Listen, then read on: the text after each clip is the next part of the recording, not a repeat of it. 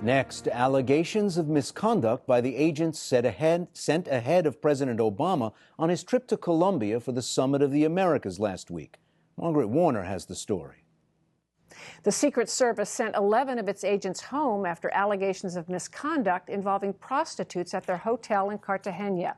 In an announcement Saturday, the agency said the nature of the allegations, coupled with a zero-tolerance policy on personal misconduct, resulted in the Secret Service taking the decisive action to relieve these individuals of their assignment, return them to their place of duty, and replace them with additional Secret Service personnel. All 11 were placed on leave and late today had their security clearances rescinded.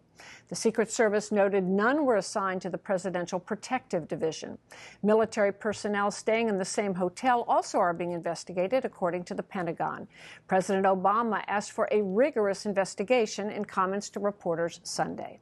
If it turns out that some of the allegations that have been made in the press are confirmed, then of course I'll be angry, because my attitude with respect to the Secret Service personnel is no different than what I expect out of my delegation that's sitting here. We're representing the people of the United States.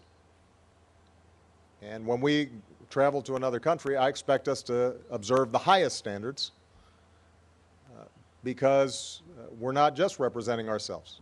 For more, we turn to Laura Meckler, a reporter with the Wall Street Journal who traveled with the president to Colombia, and Ralph Basham, director of the Secret Service from 2003 to 2006. He's now with Command Consulting Group, a security consulting firm. Welcome to you both. Laura, first of all, tell us what happened here. What got these agents in this trouble? Well, evidently, these agents were staying at this hotel, which has a policy that if you bring a guest to your room, you need to leave that guest's identification at the front desk. And they also have to be out by 7 a.m. Well, 7 a.m. rolled around. And this is Wednesday night into Thursday This is Wednesday morning. night last week. So this is 2 days before President Obama was due to arrive for the Summit of the Americas. So at 7 a.m. rolled around, and there was still an ID at the front desk. So the hotel manager went and knocked on the door. A Secret Service agent was staying in that room. He wouldn't answer the door. So the hotel manager called the local police, who came. They opened the door then. Then a little bit of a dispute ensued when this woman who was there, he asked her to leave, and she said she wanted to be paid first. He said, "I don't owe you any money." And she said, "Yes, you do." And while he paid her, she left. And then that was the end of it, except for the fact that there's a rule the Colombian police have, which is that whenever an incident involving a foreign national takes place and that they get involved in, they file a report with the embassy. And that's what happened. They filed a report with the American embassy.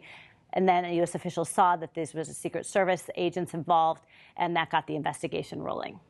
So, Mr. Basham, we know we don't know the facts here yet, but what are the rules of conduct for Secret Service agents on the road when they're on a presidential advance trip like this? Well, actually, the rules of conduct for the Secret Service, whether they're on the road or not, are pretty much the same anywhere, recognizing that the position that they hold reflects on the organization, on the administration, and on the White House itself. But I mean, are there prohibitions against drinking, against bringing men or women to your room? Well, certainly there are prohibitions on bringing someone to your room for the purposes of, illicit conduct, say. But in terms of drinking, well, at the end of a very tough, stressful day, it's not uncommon for them to go and relax and with others on the traveling party.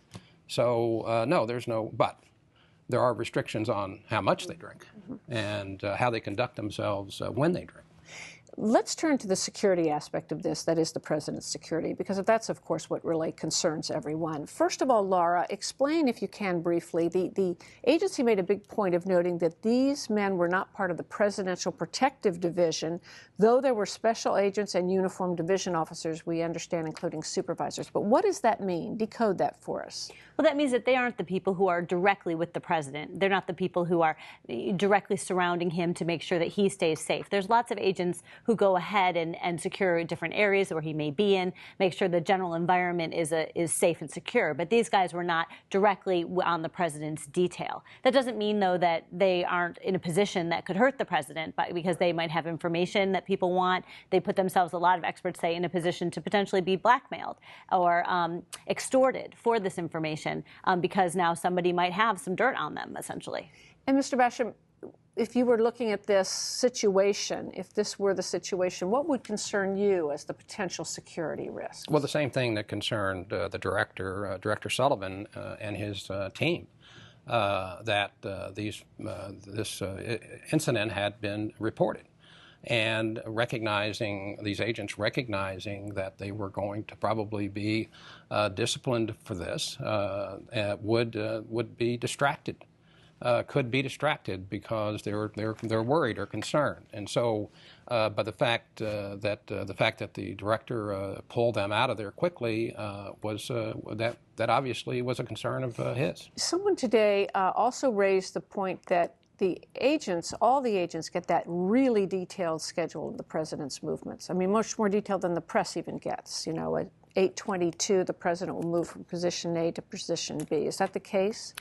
So no, well, not every agent gets that detailed. The advance team and the advance team leader would have that information. That's what I mean. So I don't know that the agents, who allegedly did this, had access to that information. Probably not. Probably not. So let's go to the question of culture, because this is what Congressman Darrell Issa, who's chairman of the Government Oversight Committee, raised. And he said he really thought that the investigation was fine as far as it went, but there needed to be a deeper probe really into what this said about the culture at the agency. And he said at one point, to have so many agents involved, things like this don't happen once if they didn't happen before. What are you hearing from people you're talking to in the agency and the White House about this larger question? Right. Well, that is a question. And there's it's kind of an open secret among many who have been in and around the Secret Service that there's a culture of, especially on foreign travel, that, some of the normal rules and mores don't apply. There's a phrase that gets bandied about, not just among the Secret Service, but indeed in the Secret Service, which is called wheels up, rings off, meaning once the airplane wheels go up, your wedding rings can come off, and we all know what that would imply. So, so there is sort of a sense. That's not to say that every Secret Service agent would be engaged in activity like this, or even that most would. But this is not, that phrase and that attitude is not uncommon. Would that, if you were still the director, would you be worried about that? I mean, the fact that it's one thing if there are one or two people, but that are 11 people, does that imply to you, as Darrell Issa said, that in a situation like that, it suggests this is maybe not routine, but not unique? I spent a total of 34 years in the Secret Service, did a lot of travel. There were occasions when, after a particularly difficult trip, agents and staff would get together, relax after the protectee had left the area. But this idea that wheels up and rings off, it's not true. I mean, it may be something someone can speculate about, but unless you've been there and been a part of this, it's hard to. And what about before the president even arrives? Well, that's even more uncommon, quite frankly, because they're focused on the mission, they're focused on the arrival of the president. They have very, very specific duties that they have to perform and be engaged in. They know they've got to get up every morning and be ready to go to work and to take on this incredibly challenging mission. And so that's what is unique about this story, is that it doesn't happen. And if the congressman has information that would lead him to believe that there have been other incidents of this type, then I suggest he come forward, give it to the proper authorities, and have it investigated.